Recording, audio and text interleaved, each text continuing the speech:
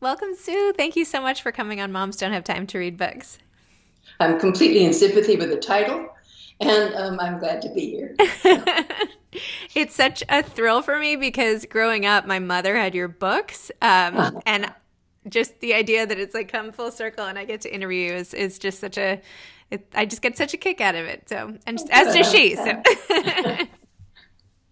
Yeah. your latest book, Monogamy, was so great, and I'm so excited that we're going to do a book club about it. And I Yeah. just fell into these characters' lives. Would you mind just telling listeners who might not know what it's about a little about the book and what inspired you to write it? Well, it is a character-driven book completely, I think, as most of my work is. I'm really interested in exploring human nature and human foibles and so forth. So we have two main characters in this book. Graham, who's a bookseller, the husband in this quasi-monogamous marriage, and a kind of buoyant, enthusiastic guy. He loves good food, and he's a little overweight, and he loves wine, and he loves his wife, and he loves books, and he needs to have people around him, and he needs to have people love him also. And he's married to Annie. They've been married for about 30 years. And she's a quieter personality. She's also much smaller than he is. They've gone to a party once years earlier as Santa Claus and one of his elves. She's a photographer, and she is at the moment the book begins. She's about to have a show for the first time in some years, and is full of anxiety about her career, which she's basically been full of anxiety about most of her professional life. But she's particularly anxious now because it's been a while since she had a solo show. And you sort of get at the beginning of the book a kind of flavor of their life together and the way they exchange and I move around between their brains essentially in third person, and so sort of can enter them and explain them a little bit or have them explain themselves. And then quite early on in the book, it gives nothing away really, or maybe a little. Graham dies in the night of a heart attack, so that Annie wakes up and he's dead in the bed next to her, and she's sort of numbed and shocked, and then, as she must, begins to call other people to whom this will really matter, and that includes the other main characters in the book. So they get introduced actually by being at the end of these phone calls. And the first person is her daughter with Graham, Sarah, who's in her late 20s and lives in San Francisco. And they have a reasonable relationship, but it's a little strained. And as Sarah has loved her dad enormously. Just he kind of rescued her through a tough childhood and adolescence, and has a lot more difficulty with this quite reserved and, as she sees it, unknowable mother. And then she calls, actually, the next person is Graham's first wife, Frida, who has been, by his wish, just very much a part of their marriage. Partly because they've had a child together, who is, Annie's stepson, and is very much, of course, in Graham's life. So she's just a member of the marriage in a certain way, Frida. And then Frida turns, you're with her now, and she calls her son and her and Graham's son, Lucas, who's in New York. And basically, the book sort of moves around among these characters and their grief and what his death means to them, and then how they connect to each other after the death and what sort of happens between and among them after the death. And there's a lot that happens. And there's also, Graham is not out of the picture in a certain way, because his relationship to them and their memories of him and things that happened with him and so forth take up a lot of energy as the book moves along too. So that's this kind of basic way it's set up, I guess you would say, and the people we care about, or I care about, and hope I make you care about along the way. I So cared about them so much yeah. from the very beginning. And you spent so much time orienting us to Annie and Graham that when he died, like I was very sad about that, as opposed to having it happen on the first page before you get to know him. Mm, Like I felt like mm, you really got us into their marriage and the right. bookstore and his character and what he was like and them sitting drinking wine, and like I knew that's what the book was about, but I kind of like forgot to the like once I was in it, and then it happened and I was like Anyway, I Pardon me felt while I a sense laugh. of loss. So, well Good. done. Yeah, I like it was so that. good. Um, I couldn't help but think like this must have happened. Like you couldn't did you couldn't have made all this up. Have you gone through something or a loss like this? Like it just seems so vivid to me, this whole singing. How did you how did you come up with this? Did you lose somebody really close to you? I know about your father from your memoir, Yeah, but tell me a little more. about it. That's and then I had a friend a long, long time ago, but I was remembering his wife died in her sleep, and he really Okay. told me about that, how just incredibly strange it was to wake up and have her dead. But I think my father's death informed me a lot too. I was with him as he died, essentially over a long period of time, 10 days or so. And so that's it, Yeah. probably. Okay. But, I've never had anyone that I was in love with Right. die, Thank especially not goodness. die in bed next to me. Yeah. Sorry, there's nothing to laugh about. No, But it's okay. um, and then I noticed you gave both Annie and Frida mothers, I think mothers who both were battling Alzheimer's as well in the book. So that was one yes, of the common bonds that they had, right. perhaps with your, experience with Alzheimer's yourself, or you Yeah. wanted to just put that in, or what was that about? What made you put that? Well, yeah, it was in part that, but I was thinking that there needed to be ways in which they became friends. Annie resisted it very much at the Yes. beginning, sort of thinking that it was sort of too sort of modern and kind of silly. She thought of it really, and a little embarrassing almost to welcome this person as a friend who was once married to Graham and had a child with him.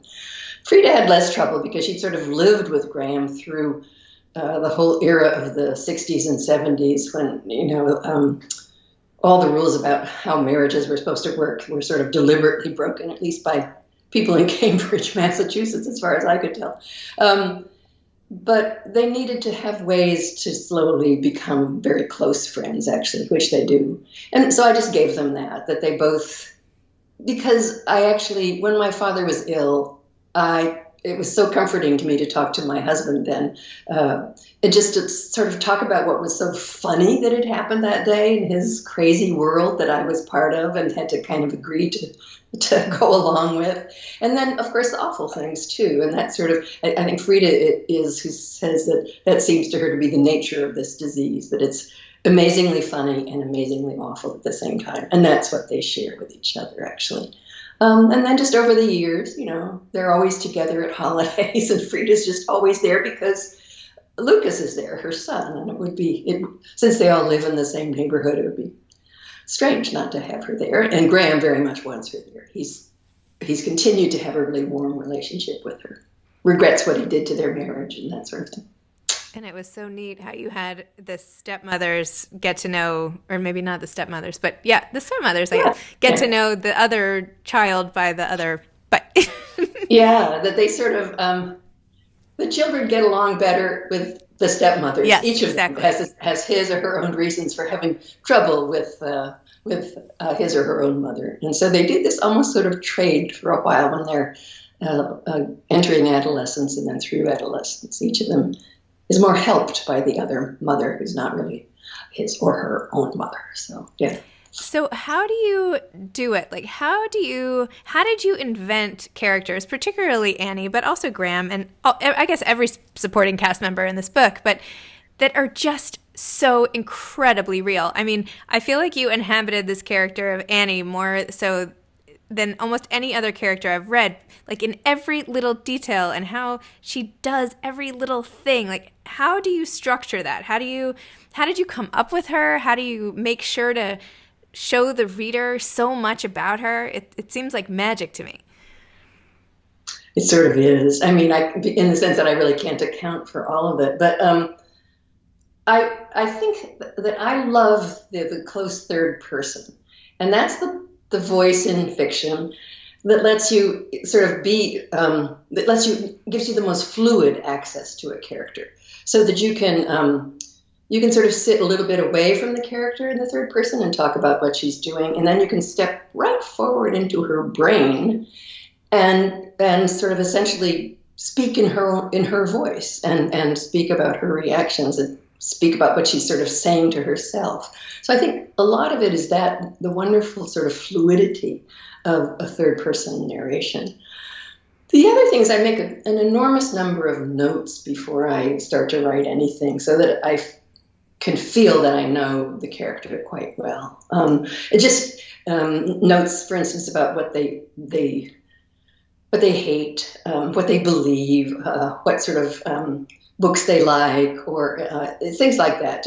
And I've always done that. I mean, I feel as though, just in very simple ways. I mean, I'm not writing the book at that time. I'm just making notes to myself. And then as soon as I begin to write anything they say, it's sort of like you feel you know someone, maybe if you're online dating or something, and you think, oh, this person sounds so interesting, and then they speak and you think, oh my God, no, or this is how I met, I've never done it actually, or you think, oh, this is such an interesting voice. And I think it's as soon as I begin actually having them speak to someone, that just sort of does it for me. I sort of invent the voice, and that makes me comfortable with everything else if I feel it's right. So. Do you feel... I love doing it. I mean, that's one of the main sort of impulses for me in writing fiction is to make what I hope are believable characters. And that my sense is that that's when you get most deeply engaged in fiction, is when you actually sort of think these people are real. I mean, they're not, they're fictional, but that's what I want to get you very close to believing anyway. No, it's like you're like when you're in a movie theater and next thing you know, you're sobbing. And 2 hours before you didn't know who that character even was. And now you're completely emotionally invested. It's a longer version here, more immersive almost. So what part of this book was the first germ of the idea for you? Was it Annie? Was it Annie and Graham? Was it the thought of a loss? Was it dying in the sleep? Like which part of it was like, oh, I think I'm going to write about blah, blah, blah. Well, it was actually had to do with my father's death and then the aftermath of that. And after he died, I was just sort of swept by grief that just would not release me for a couple of years. And so I actually, tried therapy. I tried this and that. I was on antidepressants for a while. But I decided I would write a book about him, also about Alzheimer's disease. At that time, the stuff you could read about Alzheimer's disease was either sort of sappy, you've got to get a hobby, and you have to be with friends, and it just wasn't useful to me. And then the other thing you could read was incredibly technical stuff, and I felt I wanted to write a book addressed to the reader, telling her or him something about my father, and also talking about, to some degree, about the kind of moral and ethical issues I felt were raised by my sort of being the one with him. But I felt also, as I was doing this book about him, that I sort of uncovered new information. I talked to friends of his, and my sense of him really changed over the course of writing the book. And I felt very sort of connected to him in a way, in a new and different way. And that made me feel different myself in my relation to him. And so I wanted to explore that feeling of contact and change after death with someone. And in this case, really, falling out of love with someone and then falling back in with someone long after he's dead, in Annie's case. But I wanted to make it, that was the sort of feeling I had about that great mystery of death and the way one can change over time, the way one feels about the dead person. So I started with that and then thought, okay, it will be Annie. She was the first character. It will be this woman who, and sort of I thought of some things. And then Graham arrived, and once he was on the scene, he made me immensely comfortable with everything else in the whole book, because that's the kind of guy he is. I was charmed by him, and I also wanted to present him as a complicated person, someone you'd have to sort of think, well, that wasn't so nice. I think sort of, and you might even feel that he's awful. I mean, in some ways he is awful, but he sort of recognizes in himself his terrible need and his. Anyway, I wanted to make him as complicated as possible while also trying to make you like someone very, very complicated. So that was the impulse, though, really, was to sort of have this this whole thing after his death that goes on with Annie in particular, but it happens with other people too, a kind of shift each of them feels, each character, about Graham's presence in her life or his life. And not always good. I mean, in some cases, sort of looking at everything a little more with a little more distanced eye too. But it was just sort of, I've described this before, but when I was taking psych classes in college and afterwards, we used to do these sociograms where you make a circle and you put all the people you're considering around the edge of the circle. And someone acts or something happens to one of the characters, and you trace these radiating lines, what it means to this person and what it means to this person on the circle. Then each of them reacts, and their reaction crosses the circle to this character and this character, and by the end you just have this sort of web of connection and feeling and whatever else is going on, anger or joy, and that sort of was what I wanted to be doing, was to just watch this circle of people and all their connections with each other, the ones that kind of worked, the ones that didn't work, and just look at how complicated it was, but try to make it easy for a reader to enter and to look at too.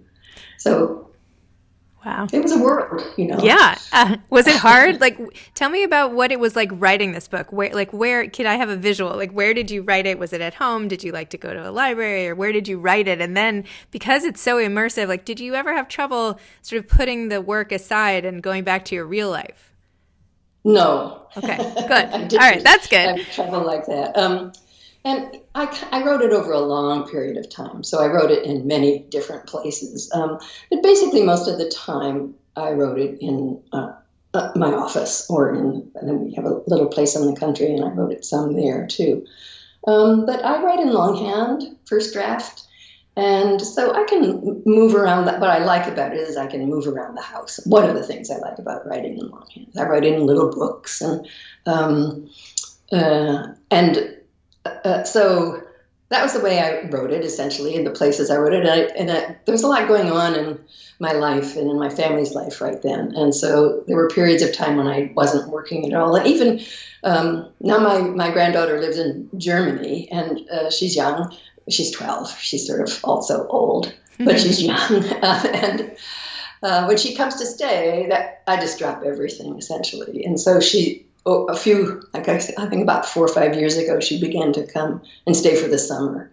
So that was just a huge sort of open space in terms of my getting any work done and that sort of thing. But, and I've never been incredibly disciplined about my work, I'm afraid. So it took a very long time, this book. And probably, I think, benefited from that in some way or another. I think it sort of had these pauses where I could just stop and think about it and make a few little written notes in my notebook and so forth to think about for the next time I actually sat down. And then I just type all that stuff in and pull it out and then write over that for the next draft and just type it back in again. So I waste more paper. More trees have been consigned to death by me because of all the in and out that I actually physically do instead of just, changing things on the computer and not, having to use that much paper, which would be just much better to do, I know. But that's the way I work. I forgive you on behalf of everyone, because at the end of it, then you got these masterpieces. So there you go. It's worth it. Everybody has their own process and everything. So, how did you get to be a writer at the very beginning? Like, if you go all the way back to the beginning of your career, how did you get your start? I always wrote. I wrote as a little kid.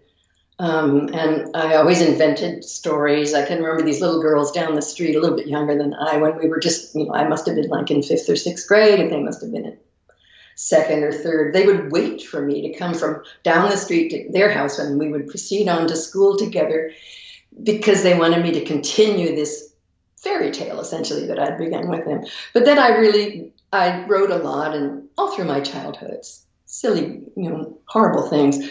But I actually won the Scholastic Fiction Award in high school which is a lot of very distinguished writers have won that. Truman Capote and Joyce Carol Oates, and so I entered this world of real writers in a certain way. I wrote a couple of novels after college. Well, one right away, and then one that took a lot of time because I got married and I had a child and I got divorced and I was a single mom and working and so forth. But I never sort of thought of it as a career somehow. I just assumed I would always do it. I didn't much care about publishing at that point. And then at a certain point in my life, in my mid to late 30s, I began to send out a few short stories that I'd written, because it sort of occurred to me I'd gone to a few writing classes just to make myself finish things, which I rarely did. I just wrote and then because of the circumstances of my life. And I was sort of looking at the other writers and thinking, well, I'm actually a lot better than they are. And my teacher encouraged me in that case. And so I just began to send things around, and they got taken. Almost everything I'd written from the first story I wrote, I mean, they didn't get taken right away. I had to send them to 6 places or something, starting with the places that would have paid me a little bit of money, or a lot of money by my standards then. And then when my son was a little bit older, when he was about 10, I really started seriously writing a novel. So I had 2 unpublished novels that I'd written before then, and quite a few short stories. And then I thought that I would write something that might get published. And that was the first time I thought it. I was probably 38 or so, something like that. And it did. It was The Good Mother, which was my first book, and it just changed my life in this sort of astonishing way that was really kind of shocking and discomfiting. I mean, I sort of thought I was in charge of my life and I knew what it would look like. With the short stories that I'd published, I was able to begin to teach writing here and there around the Boston area, which is a great area to be in for sort of part-time work like that, because there's a lot of writing programs and a lot of writing requirements at various colleges, and there are a lot of colleges here too. So, but that's what I thought my life would be like. I would write and I would teach, and sort of go on living at the same, sort of quasi-poor. And that was fine with me. There was nothing about that I didn't like. And then suddenly all of that changed. And I did feel for a while really out of control. I mean, that I was not in control of my life, and sort of discomfited by it a little bit. And that's the story. Wow. So once you had this major success, did you find it hard to follow it up? Like, did you feel pressured to perform on your next books, or were there things in the works, or how did it affect your writing, this like huge success that you had? The main thing was I was determined not to do the same thing or even the same kind of book. So my first book was narrated in the first person, and at the very center of it was a courtroom drama, essentially, in which my main character loses custody of a child. But I just stuck right with her, and it was a very dramatic plot, to say the least. And so I really decided deliberately that I wanted to do something very unlike that, because I didn't want to be, now that I had a publisher who was sort of waiting for it, I didn't want to be doing the same thing and become the person who always wrote that. Mm-hmm. Although now I'm the person who always writes about family and domestic life. I mean, that's the way I'm sort of categorized. So I ended up always writing that anyway. But so the second book that I wrote, my father was ill and dying during that period of time. So again, I was sort of slowed down, but it was about a whole family, moved around from person to person in the family, and it covered about 40 years of their life together, and a family with an autistic son, and everyone's response to that person in the midst of the family is different and is complicated. And again, it was like a sociogram, that book was essentially, with all of these people whose lives were connected, and there was much more to be really angry about for everybody, or troubled about in that book, really. So it was. I just wanted to announce, I'm not doing anything you think I'm going to do. I loved that book. I mean, I liked them all, but that was amongst my favorites, I think. I don't know which. I haven't ever sort of organized them. This is my third favorite book. And this is my sixth favorite book. But anyway, so I dealt with whatever pressure there might have been by just saying, there's no pressure on me. I'm doing what I want to do. And so there was a little pressure to do something very different. That's true. But I wanted to do it. I wasn't doing it because it was different. A little, but not all the way. Yeah. And how do you continue sort of reinventing what you want to say and do? Like, what advice would you have to aspiring authors, people who are starting out, who want to have a career like yours, for instance? I think, this would not be something I think you could deliberately do, but I think it helped me a lot not to feel I was launching a career, that I was doing this thing I wanted to do, which might or might not be the center of my life. And that made it easier for me to just sort of please myself, essentially, with what I was doing. I think also to just go as slowly as you can. I mean, I had, as I say, I'd written 2 novels before The Good Mother. And, I sent one around a little bit, but instantly sort of didn't want to do that. And I think just to wait until you feel really, really certain of the book that you're sending out, until you love it yourself.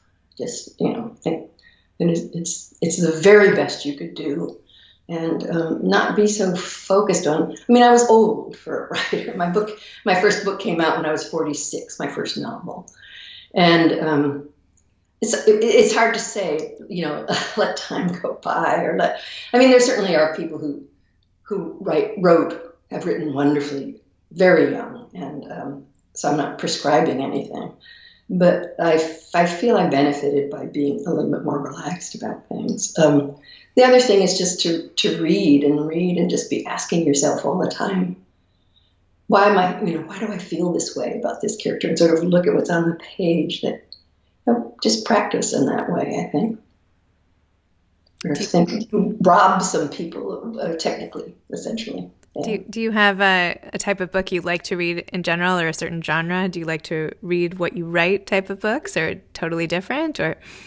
Both. I like to read what I write, but I also like a lot of other different kinds of books. But one of my favorite writers is Alice Munro, and she's just the form she writes in is completely different from mine, but she's utterly brilliant. And then the British writer Tessa Hadley, who I think she's much more interested in sort of writing about adolescence, I think, and growing up, although there are a lot of quite wonderful, she's a wonderful writer. I really love her work.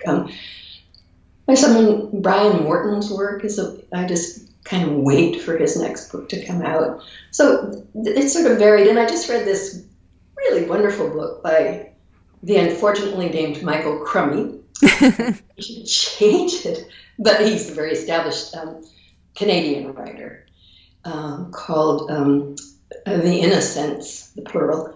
And it's just as different as it could be. It's sort of set in Nova Scotia with a few children whose parents both die, and they sort of set up living alone in the 19th century, I think it is, or maybe the early 20th, but I think the 19th. And it's just the sort of story of their complete innocence, of their not knowing anything about anything, really. It's a very,